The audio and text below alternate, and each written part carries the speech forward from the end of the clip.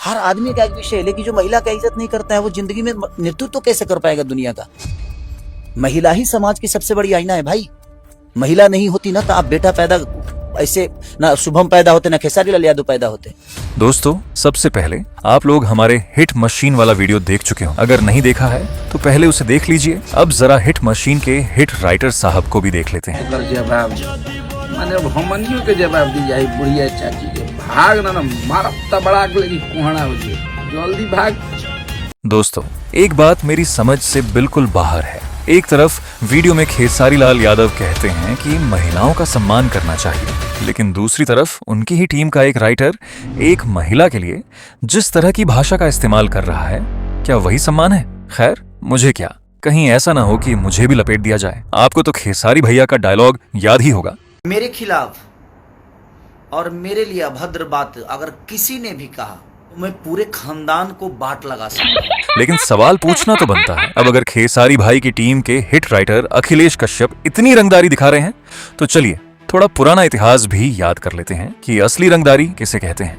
दोस्तों, आपको लगभग 2 साल पहले का वो मामला याद होगा जब पवन सिंह और खेसारी लाल यादव के समर्थकों के बीच जबरदस्त विवाद चल रहा था। उस समय पवन सिंह की तरफ से विशाल सिंह खुलकर सामने आए थे, वहीं दूसरी तरफ विवेक सिंह, अखिलेश कश्यप, राजीव शर्मा और कई दूसरे लोग लगातार लाइव आकर चुनौती दे रहे थे। मामला इतना बढ़ गया कि विवेक सिंह ने लाइव में विशाल सिंह से कहा, अगर दम है तो यहाँ आकर दिखा। इतना ही नहीं, उन्होंने लखनऊ के एक मॉल का एड्रेस तक भेज दिया। अब जरा वो वीडियो भी देख लीजिए। वीडियो देखने के बाद आप खुद समझ जाएंगे कि आखिर वहाँ क्या हुआ था।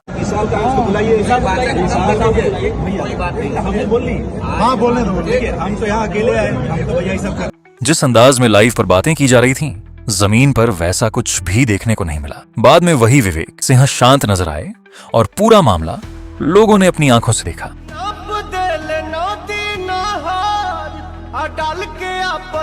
लेकिन कहानी यहीं खत्म नहीं हुई। इसके बाद अखिलेश कश्यप और संजय यादव भी मैदान में आ गए। दोनों ने विशाल सिंह को खुला चैलेंज दिया। उन्होंने कहा, विशाल, अगर दम है तो अपना लोकेशन भेज, कहीं का भी भेज। हम लोग अभी चंडीगढ़ में हैं, आजा। अब इस वीडियो को भी देख लीजिए। विधायक जी की शूट पे आए हैं चंडीगढ़ में। विधायक जी का टकलू बोला था कि मेरा स्वागत करेगा। पवन भैया, अपने नाजायज और आपको समझा लीजिए। देख आ गया हूँ, अब स्वागत कर देखता हूँ तेरे इस पूरे टीम में किसकी औकात है, किसकी तथा है स्वागत है। हम लोग लड़ाई झगड़ा नहीं करेंगे, गुंडे नहीं है, लेकिन इज्जत की बात आती है तो थोड़ा आ जाते हैं कहीं पे। अच्छा, नेक्स्ट इसके बाद कहीं रहोगे वहां भी आएंगे, टेंशन मत, तुम यहीं पे आए। देखिए, विधायक जी के सेट पे आए, सब लोग डराते हैं कि मिल जाएगा तो कभी ये करेंगे वो करेंगे। बस मुझे यही प्रूव करना था। देखिए, इनके सामने आता हूँ तब भी ये कुछ नहीं कर पाते। लड़ाई झगड़ा नहीं करने, ये नहीं सोचिए।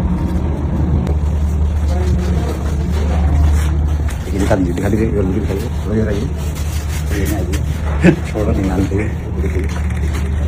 तो सबके पास आते हैं यहाँ पे हम लोग और कोई कुछ नहीं कर पाता। आप लोग सच्चाई बताना, ठीक है? दोबारा कोई गुंडा बने तो ये वीडियो जाके शेयर कर दीजिएगा। वीडियो में क्या हुआ ये भी सबने देखा। विशाल सिंह अकेले पहुंचे, सेठ तक गए, लोगों को खोजते रहे, लेकिन जो लोग लाइव में बड़ी बड़ी बातें कर रहे थे उनका वही जोश वहां दिखाई नहीं दिया। अगर उस समय इतना ही दम था तो फिर सामने आकर बात क्यों नहीं हुई? और अब वही लोग एक महिला के खिलाफ ऐसी भाषा इस्तेमाल कर रहे हैं। भाग ना मारब त बड़ा लगी कोहना हो जे जल्दी भाग।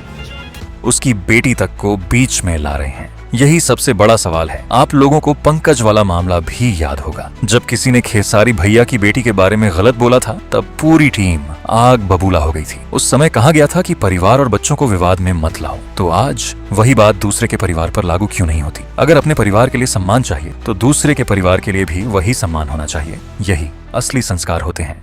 अगर आपको लगता है कि किसी भी कलाकार या उसकी टीम को महिलाओं और परिवार के बारे में मर्यादा में रहकर बोलना चाहिए तो अपनी राय कमेंट में जरूर बताइए।